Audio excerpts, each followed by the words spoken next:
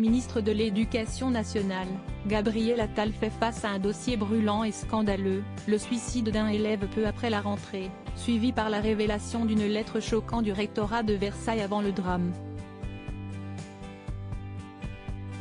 Il veut réagir avec force et propose une idée innovante venue du froid, les cours d'empathie.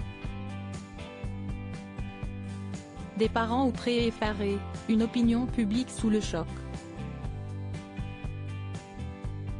La mort de Nicolas, l'adolescent de Poissy, Yveline, qui cesse de suicider le 5 septembre 2023 après s'être plaint de harcèlement, a été suivie par la divulgation d'une lettre du rectorat de Versailles accablant les parents qui auraient remis en cause l'attitude des personnels de l'établissement, quelque temps avant que leur enfant ne mette fin à ses jours. Face à ce scandale, le ministre de l'Éducation nationale Gabriel Attal a promis un électrochoc à tous les niveaux.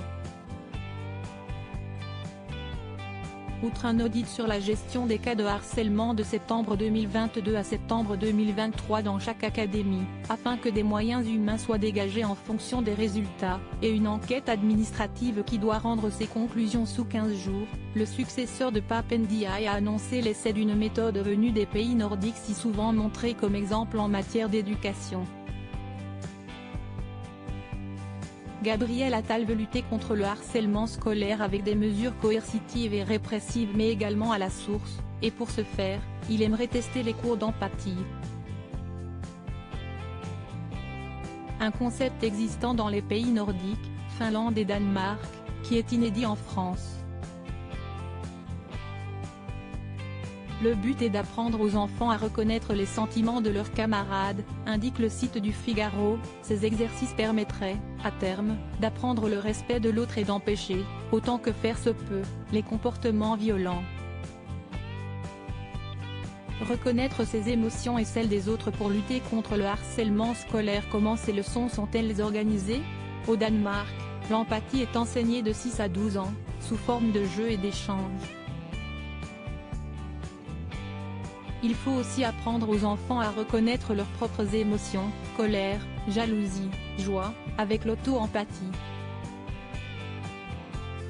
Il faut que les très jeunes connaissent leurs émotions, leurs besoins par rapport à ces émotions et qu'ils apprennent à les formuler de manière bienveillante, explique Vanessa Esma-Saban, enseignante à Bruxelles au Figaro.